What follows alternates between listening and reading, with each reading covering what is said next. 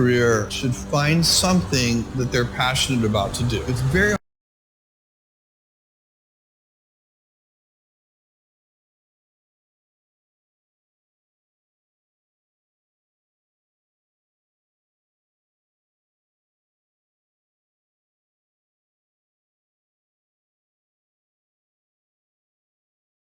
A young person starting their career should find something that they're passionate about. Should find something that they're passionate about.